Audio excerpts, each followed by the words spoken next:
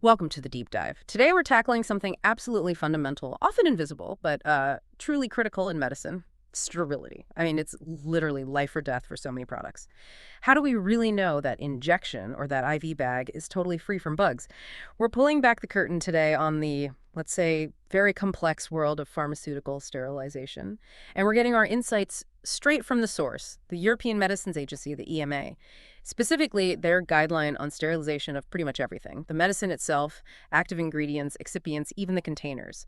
It's a guideline EMACSH MPC VMPQWP 850-374-2015, adopted back in 2018.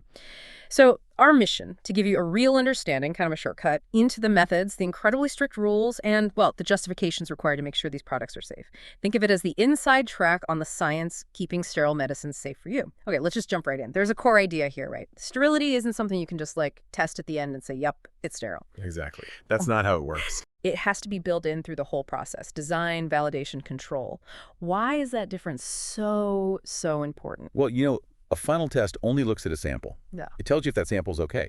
But true assurance, real confidence, comes from the process itself being validated and controlled. Mm-hmm. That's where this term sterility assurance level, or SL, comes in. Oh, right. It's the probability of a non-sterile item slipping through. So an SL of 10.6, that means the chance is no more than one non-sterile item in a million. 1 in a million. Wow. It's about building in that certainty, that statistical confidence. And that leads us straight to the gold standard method, Which is? terminal sterilization. This is where you take the finished product, already in its final sealed container, and then you sterilize the whole thing. It's preferred, overwhelmingly, because it gives you the highest level of assurance. The process itself is lethal to microbes, and you can reliably calculate and validate that SLL. Big safety margin. That 1 in a million chance, SAL 10.6, that's incredibly small. It really puts into perspective the level of safety they're aiming for. But what happens with sensitive stuff? Lots of biologicals, right? You can't just blast them with heat or radiation, can you? They'd fall apart. That's a really key point. Terminal sterilization is the goal, absolutely. But it's just not always possible. For those sensitive products, biologics, proteins, some complex drugs where the sterilization method itself would destroy the product, well, then other approaches are accepted. We're talking about sterile filtration and aseptic processing. Okay, so what's the difference there? Aseptic processing sounds sterile? But the crucial difference is aseptic processing doesn't achieve sterility in the same way terminal sterilization does. It maintains it. Maintains it. Yeah. You start with components that are already sterile, the drug solution, the container, the stopper, and you assemble them in an environment that's meticulously controlled to prevent contamination. There's inherently more risk of accidental contamination compared to just sterilizing the final sealed thing. Got it. So when the EMA guideline talks about terminal sterilization, what are the actual benchmarks? What are we talking about in terms of heat or radiation levels? They refer to the European Pharmacopoeia, the FEHEUR, section 5.1.1. That sets the standard reference conditions. So for steam sterilization that's moist heat, it's generally 121 degrees Celsius or higher for at least 15 minutes. Okay. For dry heat, it needs to be hotter and longer, 160 degrees C or more for at least 2 hours.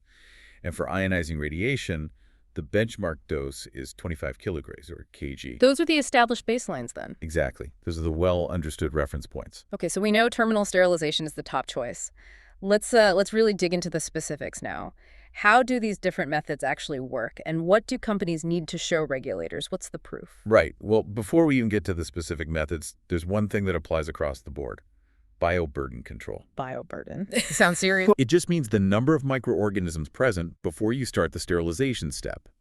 And controlling this, keeping it really low, is absolutely critical. You can't just have a high bioburden and say, oh, don't worry, my sterilization process is super strong. Right. It's like trying to clean a really muddy floor with just a damp cloth. You need to get rid of the bulk of the dirt first. Exactly that. High bioburden is a major red flag. The process assumes you're starting with a relatively clean product. Okay, so assuming the bioburden is under control, let's talk steam sterilization. What are the key metrics there? So steam or moist heat, its effectiveness is measured using something called the F0 value. F0. Yeah, F0. It basically quantifies the killing power, relating it back to the equivalent time at 121 degrees Celsius. For a standard cycle, they look for a minimum F0 of 8 minutes, and the process temperature needs to be at least 110 degrees C during the hold phase. The guideline even has a table, Table 1, outlining different cycle options based on S0, the bioburden level, like usually 100 CFUs per 100 milliliters for aqueous solutions and temperature. CFUs being colony-forming units, the bacteria count. Right. And interestingly, if a company uses that standard pH reference cycle, the 121 degrees for 15 minutes, it's so well established, they don't need to submit exhaustive validation data in their dossier. Just confirmation it's working right. That makes sense. But what about those cases where, full terminal sterilization isn't quite possible, but they still want an extra safety step after, say, aseptic processing? Ah, yes. There's something called post-aseptic processing terminal heat treatment. It's a bit of a mouthful. Sounds like it. It's basically a moist heat cycle, but it's less intense. The F0 is less than 8 minutes. It's used specifically after aseptic steps to give an additional boost to the sterility assurance, to still aim for that S arrow of 10.6 or lower. But there's a catch, right? Absolutely. It requires that the product coming out of the aseptic process has essentially zero bioburden, 0 CFU per 100 milliliters. And crucially, the guideline is very clear. This is not a fix for sloppy aseptic work. It's an enhancement, not a band-aid for poor manufacturing. Okay, so it's an extra layer, not a substitute for doing aseptic processing properly in the first place. Precisely. So how do companies prove these methods work, especially if they're not using that standard pH reference cycle? What kind of data is needed then? That's where the heavy lifting of validation comes in. If you deviate from the reference conditions for steam sterilization, you need to provide quite a bit of data. This includes load mapping. They have to map out the temperature distribution inside the sterilizer chamber with the actual product load to find the coldest spots, the slowest to heat locations. Like finding the cold spots in your oven at home. Sort of, yeah, but much more precise. You have to prove that even the hardest to heat part of the product load gets enough sterilizing effect. They also need summaries from at least 3 successful production scale runs showing both the physical parameters, temperature, time, and the biological effect. Biological effect, how do they measure that? Using biological indicators, or BIs. These are basically standardized preparations of highly resistant bacterial spores. So they put hardy bacteria into the sterilizer on purpose. In a controlled way, yes. They use BIs with a known resistance, defined by a D121 value. That's the time needed at 121 degrees C to kill 90% of those specific spores. For steam sterilization validation, the BI needs a D121 value of at least 1.5 minutes. You have to show your cycle completely kills these resistant spores, proving you can achieve that SEL of A106. That's thorough. Okay, what about dry heat then? Higher temperatures, you said. Much higher, typically. The pH year reference is 160 degrees C or more for at least 2 hours. Bioburden limits are generally similar, maybe 100 CFU per 100 gram or 100 milliliters for things that get injected, and tighter, like 10 CFU per gram or ml for non-injectables. And dry heat is often used for something else too, depyrogenation. Depyrogenation, getting rid of pyrogens. Exactly. Pyrogens are substances, often bacterial endotoxins, that cause fever if they get into the bloodstream. To destroy endotoxins, you need even higher temperatures, usually over 220 degrees C. They have to demonstrate at least a 1,000-fold reduction, a 3-log reduction in endotoxin levels to validate depyrogenation, often used for glass vials, for example. Right, makes sense for things that touch the drug. What about radiation or gas sterilization? You mentioned they're less common for the final product. Generally, yes. For ionization radiation, that reference dose is 25 kilograms. Other doses can be used, but again require solid scientific justification showing they achieve the target SAL. Gas sterilization, like with ethylene oxide, ETO is really seen as a last resort. Why is that? Well, mainly because ETO is pretty toxic stuff. It's acceptable only if no other method is feasible, and it's mostly used for things like packaging components or medical devices, less often the drug product itself. It's a surface method, so penetration of the gas and moisture is critical. And then you have to thoroughly remove the residual gas afterwards. And I remember you saying something about parametric release. Right. Parametric releasing the product based just on the process data without a final sterility test is not acceptable for ETO sterilization because of the complexities and risks. And because ETO is toxic and potentially genotoxic, meaning it could damage DNA, there are very strict limits on residuals. Following guidelines like ICHM-7, we're talking tiny amounts like 1 microgram per gram of ETO allowed in the final product or raw material. So very tightly controlled if it has to be used at all. Okay, shift gears slightly. What about filters, like the kind you might use for water purification? but much finer. Absolutely essential. That's sterile filtration. Now, it's important to remember, filtration itself isn't usually considered a terminal sterilization method like heat. It removes microbes rather than killing them. So it's a purification step. A critical one for solutions that can't be heat sterilized. They use filters with incredibly small pores, typically 0.22 micrometers or even smaller. A micrometer is a millionth of a meter, so these pores are tiny. And how do they make sure the filter actually works and doesn't, like, have a hole in it? Great question. Filter integrity testing is mandatory. They have to test the filter before use and, critically, immediately after use to confirm it wasn't damaged during the process. And just like with other methods, bioburden control before filtration is key. The limit for the bulk solution is typically very low, not more than 10 CFU per 100 milliliters. 10 CFU per 100 milliliters, that's pretty clean already. It has to be. Filtration isn't meant to handle heavily contaminated solutions. There are also rules about how long you can hold the solution before filtering it, or between filtering and filling. Usually it should be minimized, ideally less than 24 hours, or you have to justify longer times or even filter again. Okay, that clarifies filtration. So if filtration removes bugs and terminal sterilization kills them, what exactly is aseptic processing doing again? You said it maintains sterility. Precisely. Aseptic processing is all about the environment and the handling. You start with things that have already been sterilized separately, the drug solution, often by filtration, the vials, maybe by dry heat, the stoppers, maybe by steam. Then you bring all these sterile components together and fill the vials in a highly controlled environment designed to prevent any microbes from getting in.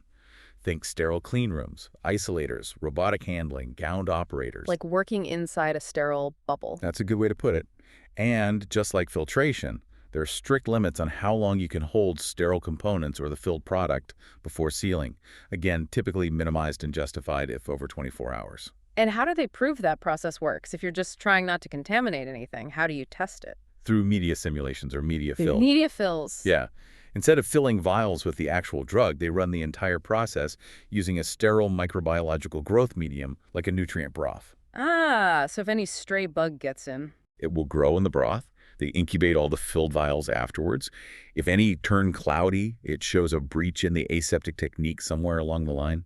It's a way to validate the integrity of the entire process, including the operators and the environment. That makes sense, like a stress test for the sterile bubble. Exactly. And this is particularly vital for things like advanced therapy, medicinal products, ATMPs, cell therapies, gene therapies, which are often very sensitive and simply cannot be terminally sterilized. Aseptic processing is often the only option.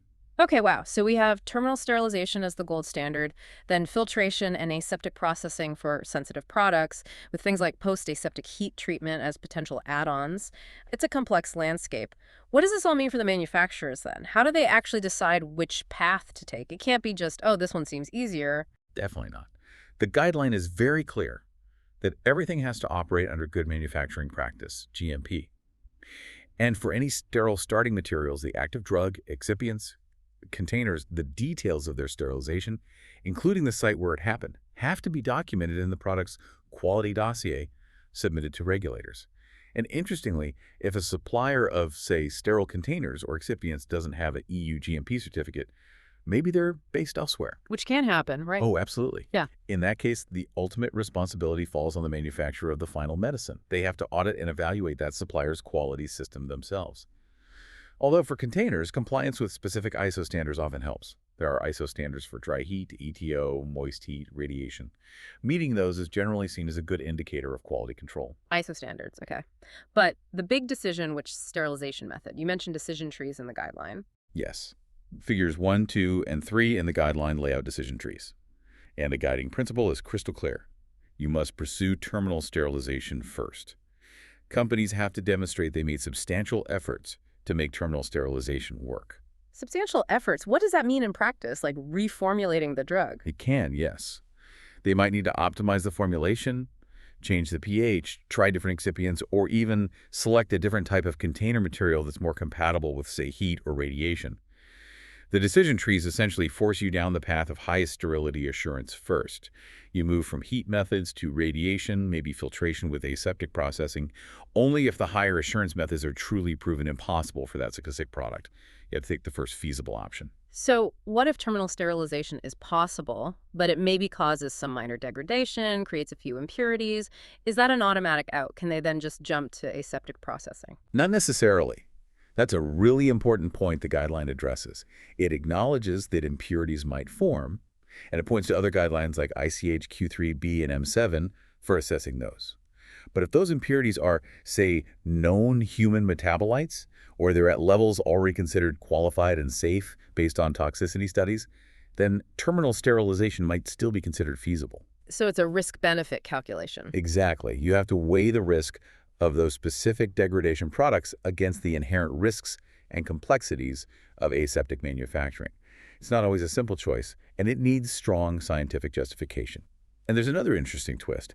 Aseptic processing can sometimes be accepted even if the product could technically withstand terminal sterilization. Oh, how does that work? Seems counter to the main principle. It's only allowed if there are significant user benefits that are only achievable with aseptic processing. User benefits. Like what? Think of things like advanced eye drop containers that dispense single unpreserved drops, reducing contamination risk for the patient. Or multi-dose products that are preservative-free, which is better for some patients. Or maybe enhanced ease of use, or safer handling like using plastic vials instead of glass for potent cytotoxic drugs to reduce breakage risk for healthcare workers. So, tangible advantages for the patient or user. Yes. But even then, the company still has to show they investigated alternatives that could be terminally sterilized. They can't just default to it for convenience. And there's a specific allowance for radiopharmaceuticals with a very short shelf life, less than a week. Given the time constraints, aseptic processing can be justified more easily for those. Okay, so it really underscores that it's not just about technical possibility, it's about the overall picture, safety, efficacy, patient benefit, risk, all backed by rigorous science and justification.